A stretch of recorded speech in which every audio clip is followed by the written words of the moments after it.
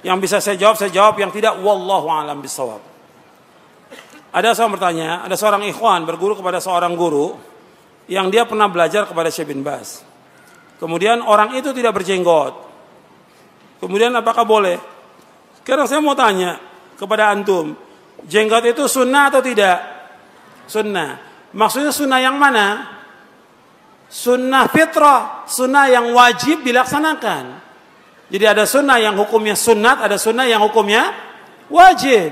Ini sunnah yang karena Nabi menyebutkan u'ful liha wa arkhul liha wa ahfu syawarib. Hendaklah kamu panjangkan jenggot kamu. Perintah bentuknya. Biarkan jenggot kamu. Kamu rapikan kumis kamu. Wa khaliful majus. Hendaklah kamu menyalai orang-orang majusi. Artinya nggak boleh menyalai mengikuti orang majusi yang mereka mencukur jenggotnya.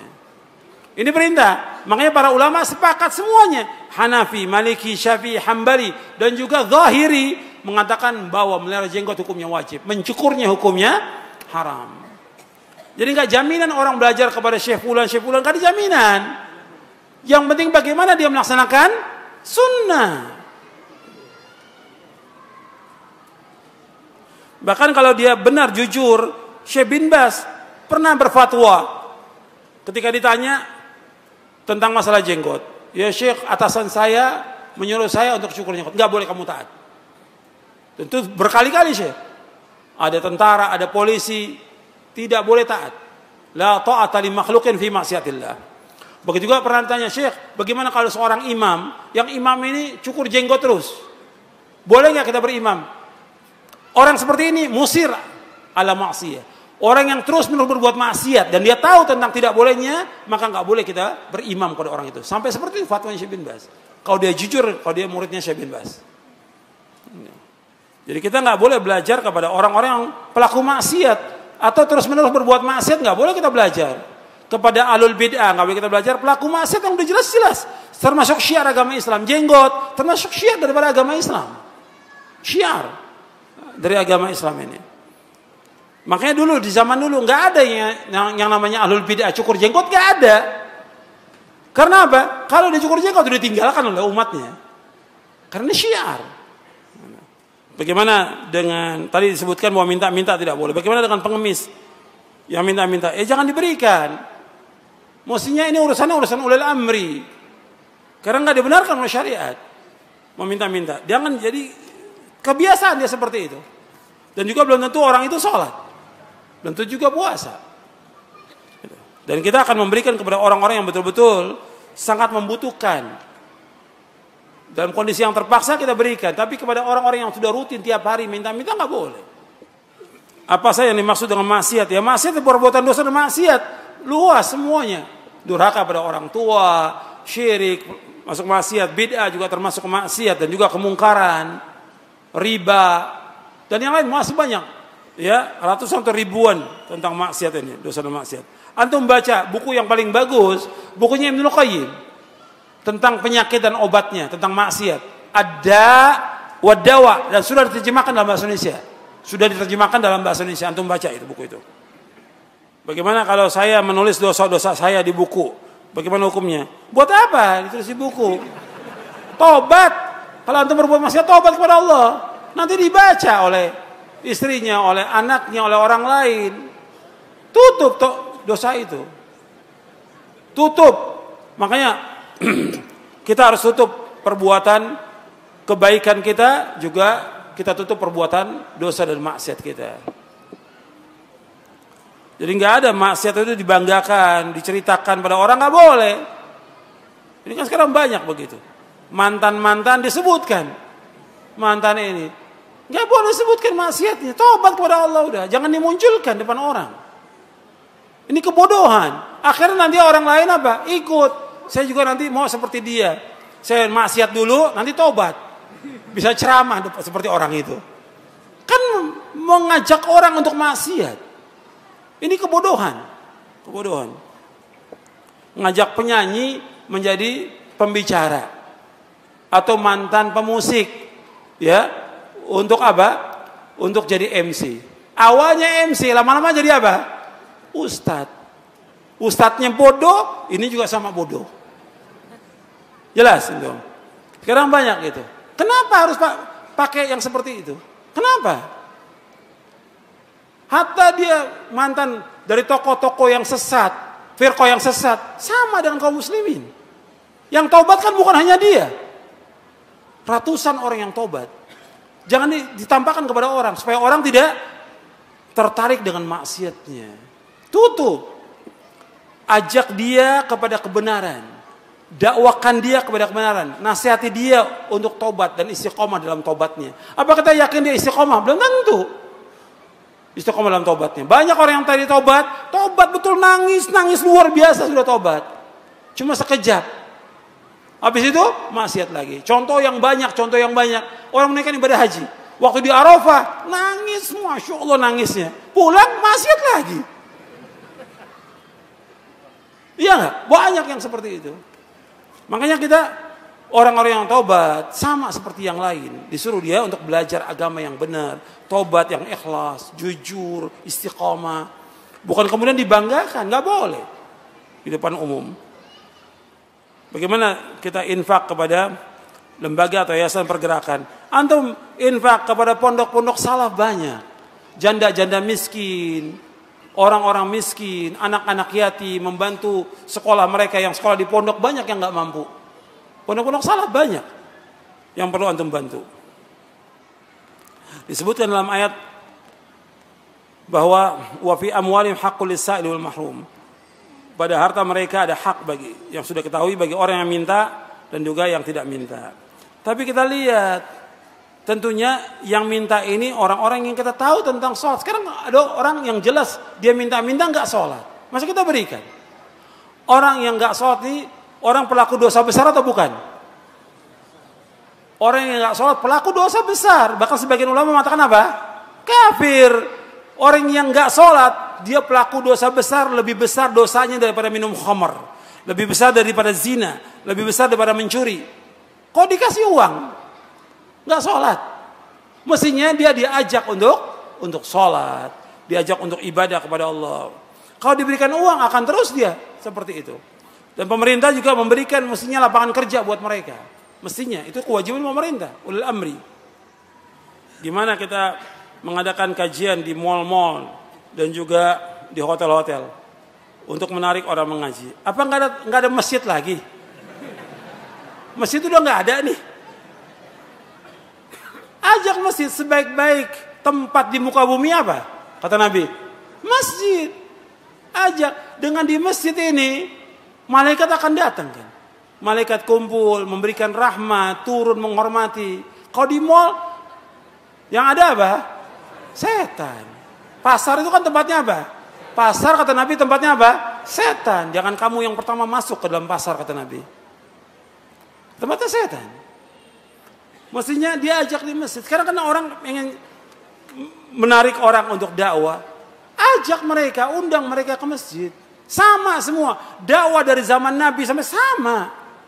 Jangan kita robah dakwah itu. Jangan dirobah. Nanti hasilnya ya seperti itu juga orangnya. Kalau kita ingin orang yang berkualitas, istiqomah dan semuanya, ajak dia di masjid. Ibadah di masjid. Bukan di rumah-rumah. Bukan di hotel. Semua orang sama dalam pandangan Allah. Ketika kita sholat, apa dibedakan? Sholat ini saf depan orang kaya, saf belakang orang miskin. Ada nggak? Nggak ada. Sekarang ngaji itu nuntut ilmu ibadah bukan? Ibadah. Kalau ibadah nggak bisa dibedakan, sama semua manusia. Paham? Sama. Kita justru perhatikan kaum masakin. Maka Nabi ketika SAW, orang-orang Quraisy minta. Orang Quraisy, tokoh-tokohnya minta Nabi berdakwah, tapi nggak ada orang-orang miskin. Kayak Sa'ad bin Abi Waqqas, Bilal, dan yang lainnya. Nggak mau mereka. Nggak mau. Allah turunkan ayat menegur Nabi. Jangan kamu usir mereka. Wala tatrul ladzina yad'una rabbahum bil ghadati yuridun wajha. Jangan kamu usir mereka. Dilarang Nabi membedakan antara orang kaya dengan orang miskin. Nggak boleh. Semua sama. Yang paling mulia di sisi Allah yang mana? Inna akramakum indallahi atqakum. Tentang duduk dengan ahlul bid'ah, maksudnya kita nggak bergaul, menjadikan dia sebagai teman dekat nggak boleh. Menjadikan ahlul bid'ah sebagai teman dekat kita nggak boleh, nggak boleh. Kenapa akan berpengaruh? Sebab al-mar'u ala dini khalili, kata Nabi. Seorang itu tergantung dari apa? Agama temannya. Temannya punya pengaruh pada dia. Dan kita jangan merasa, oh saya sih kuat. Saya kan udah ngaji. Jangan sok. Ini muridnya Ibnu Abbas. Bisa jadi apa? Khawarij. Atau dia merasa saya ustadz. Insya Allah saya duduk sama ahlul bid'ah nggak pengaruh. Dulu para imam, Imam Tawus, Imam Ahlus Sunnah, ada ahlul bid'ah membacakan ayat. Pergi kamu. Saya yang pergi atau kamu yang pergi? Tegas. Kalau sekarang ini nggak punya sikap Ahlus Sunnah kepada ahlul bid'ah, nggak punya sikap. Harus punya sikap kepada ahlul bid'ah. Sebagaimana mereka juga punya sikap. Mereka nggak senang dengan pengajian kita, nggak senang dengan dakwah kita. Tapi kita disuruh untuk membenarkan perbuatan mereka, nggak bisa. Yang batil tetap batil selamanya batil. Yang bid'ah tetap bid'ah selamanya, nggak ada bid'ah hasanah dalam Islam. Harus punya sikap orang Islam itu. Ini ada pertanyaan, istri saya hamil, disuruh orang tua kalau umur 4 bulan pulang kampung, diadakan selamatan baca Quran, dimandikan dengan air, dengan yang sudah ditiup oleh orang-orang yang baca Quran tadi. Kemudian 7 bulan juga diselamatkan. Ini nggak ada, ini semua bid'ah. Ini semua perbuatan bid'ah. Dan nggak ada manfaat sama sekali buat anaknya. Nggak ada, bukan dari Nabi. Yang ada bagi dia ibadah kepada Allah, dia doa agar diberikan keselamatan tentang dirinya, anaknya. Kemudian juga dia nanti setelah melahirkan, yang ada akikah di hari ke-7 untuk anak laki, 2 ekor kambing untuk anak perempuan, 1 ekor kambing. Itu bagikan kepada keluarga, kepada tetangga, kepada kaum muslimin. Itu yang ada. Tapi seperti ini nggak ada. Selamatan 4 bulan, 7 bulan, nggak ada dalam Islam. Bagaimana supaya kita bisa qanaah? Artinya kita puas dengan apa yang Allah berikan kepada kita. Rezeki yang Allah berikan. Antum perhatikan. Apakah rezeki yang Allah berikan sama semuanya? Nggak sama. Allah yabsutu rizqa liman yasha'u min ibadi wa yaqdir. Allah meluaskan rezeki dari hambanya yang Allah kendaki, ada juga yang disempitkan. Tentunya semua ada hikmah. Nggak mungkin semuanya luas rezekinya. Nggak mungkin juga semuanya sempit. Nggak mungkin. Saya bahas panjang lebar di buku Kiat-Kiat Islam Mengatasi Kemiskinan. Saya jelaskan itu. Rezeki Allah sudah bagi. Cuma kita wajib ikhtiar. Tapi kalau kita beriman dan bertakwa kepada Allah, diberikan keberkahan rezeki itu. Nabi berlindung dari kefakiran. Nabi berlindung kepada Allah dari kefakiran. Nabi nggak takut umatnya fakir. Tapi Nabi juga berlindung dari kefakiran. Kita tetap usaha. Dan mohon kepada Allah rezeki itu. Jangan kepada manusia. Nanti akan diberikan barokah rezeki itu. Sedikit barokah. Antum bisa banyak lihat orang kaya. Gajinya Masya Allah sebulan. Puluhan juta. Tapi nggak ada keberkahan. Tapi ada orang yang gajinya cuma 1 juta atau 3 juta. Barokah. Cukup buat istrinya, anaknya, orang tua cukup. Itu barokah. Makanya kita harus puas dengan rezeki yang Allah berikan. Maka kita jadi orang yang paling kaya di muka bumi ini. Saya mengamati perkembangan dakwah salafiyah. Khususnya tempat saya. Sejak zaman dahulu, kalau saya amati, dulu para da'i salafi sangat semangat untuk memberantas syirik dan bid'ah. Namun sekarang sedikit di antara mereka yang melakukan itu. Yang disampaikan masalah-masalah yang pada umumnya disepakati oleh umat Islam. Bagaimana tentang ini? Ya kalau antum melihat da'i yang seperti itu, ya antum ingatkan dong. Kan pokoknya dakwah adalah apa? Tauhid. Insya Allah besok saya akan jelaskan. Dakwah itu pokoknya adalah tauhid. Dakwah itu bukan yang lain. Harus tegakkan tauhid. Kalau sekarang ini kayaknya nggak jelas dakwah itu. Katanya dia salafi, tapi dakwahnya judul film. Ada nggak seperti itu? Ada. Lo antum ini mau dakwah, mau main film? Oh, sudah kejelasan. Antum mau dakwah, mau main film sinetron. Kadang-kadang sebelahnya juga mantan apa? Mantan artis. Antum ini mau dakwah. Ini dakwah ini ngajak orang kepada agama yang benar. Ngajak orang bagaimana orang ibadah kepada Allah. Mengajak orang ke sorga. Mengajak orang kepada akhirat. Tuntunan yang benar, bukan tontonan. Dakwah itu tuntunan, bukan tontonan. Bukan nyari bagaimana orang supaya ikut. Enggak. Kita mengajak orang kepada kebenaran, orang mau ikut, silakan, nggak ikut karena masalah dalam dakwah. Bukan banyaknya orang, bukan. Allah menyebutkan dalam Al-Quran, "Faman syaa'a falyu'min wa man syaa'a falyakfur." Siapa yang mau iman, silakan iman. Yang mau kufur, silakan kufur. Dai itu seperti orang yang mengundang makan. Kalau orang kita undang, dia datang, dapat hidayah dia. Tapi kalau dia nggak datang, sudah dia seperti itu. Makanya antum perhatikan dakwah ini harus tegas, jelas, manhaj jelas, tauhid, ajak tauhid.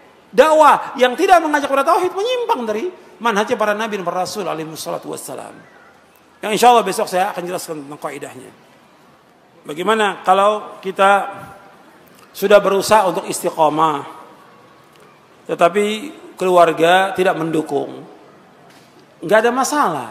Kita tetap disuruh oleh Allah untuk istiqomah. Fastaqim kama umirta wa man taba ma'aka wa la tatghaw. Dalam kamu istiqomah kepada apa yang Allah perintahkan pada kamu.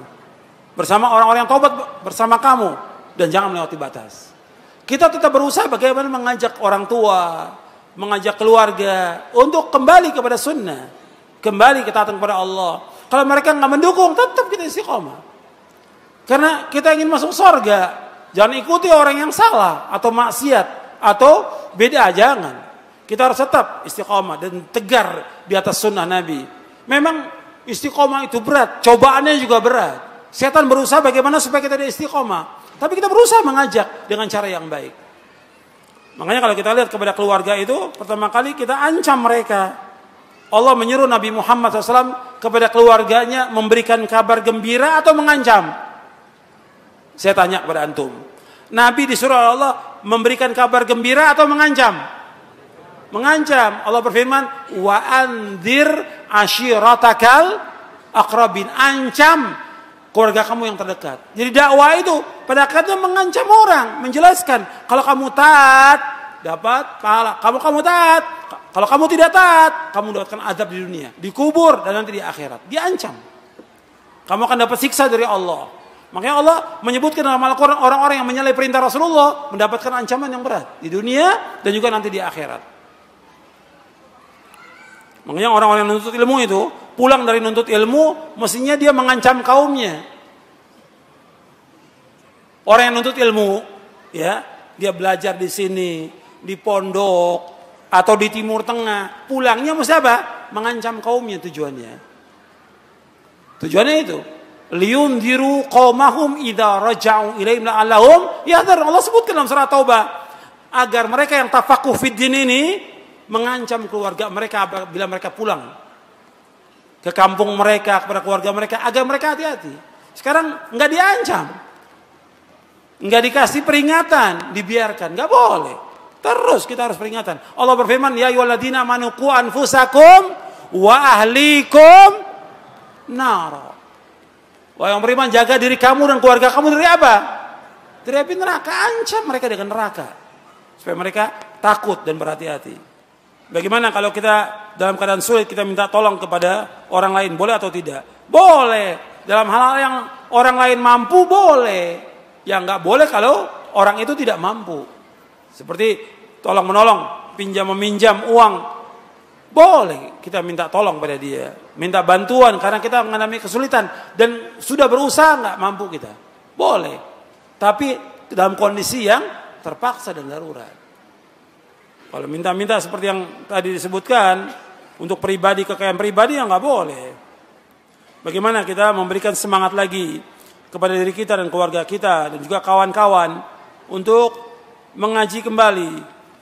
Bahwa ada juga orang-orang yang kemudian dia futur, lemah semangatnya. Ya diingatkan. Kalau orang-orang udah lemah, futur, diingatkan. Kenapa harus futur? Kita harus semangat. Kita bandingkan begini, antum perhatikan. Tolong perhatikan. Orang yang berbuat maksiat, futur enggak dia? Terus maksiat. Orang yang bid'ah, futur enggak? Siang bid'ah, sore bid'ah, malam nyanyi terus dia. Iya enggak? Yang syirik, antum lihat dia ampel. Yang ruku dan sujud, minta-minta, apa berhenti? Terus. Kenapa orang yang berbuat syirik, berbuat maksiat, berbuat bid'ah, bisa terus mereka, enggak futur? Kenapa yang taat kepada Allah di atas sunnah kita futur? Kenapa kita futur? Mestinya kita mendapatkan ganjaran yang besar dengan taat kepada Allah. Nggak boleh kita putus asa dari rahmat Allah. Kata Nabi, ihris ala ma yanfa'uka wasta'in billah wala ta'jaz. Berkemauan keras kepada yang bermanfaat bagi kamu. Minta tolong pada Allah, jangan lemah. Jangan lemah kita. Terus kita meniti jalan yang hak ini, karena jalan yang kita tuju jalan menuju surga. Jalan menuju surga yang luasnya seluas langit dan bumi. Bukan dunia, ini yang kita kejar. Dunia ini sebentar, gak ada artinya. Kita hidup hanya berapa tahun aja. Maka terus berbuat ketaatan, jauhkan maksiat. Terus di atas manhaj yang hak, jauhkan yang bid'ah. Jagakan sunnah sampai kita diwafatkan oleh Allah Taala.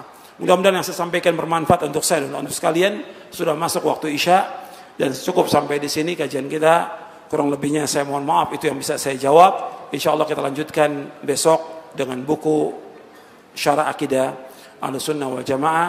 Saya mohon maaf kurang lebihnya, dan mudah-mudahan Allah memberikan istiqamah kepada kita di atas jalan yang hak, di atas Quran was sunnah ala fahmi salaf, di atas ketaatan kepada Allah, dan mudah Allah mengampuni dosa-dosa kita. Wa sallallahu nabiyana Muhammadin sallallahu alaihi wasallam, subhanakallahumma wa bihamdik, asyhadu an la ilaha illa anta, astaghfiruka wa atubu ilaik. Assalamualaikum warahmatullahi wabarakatuh.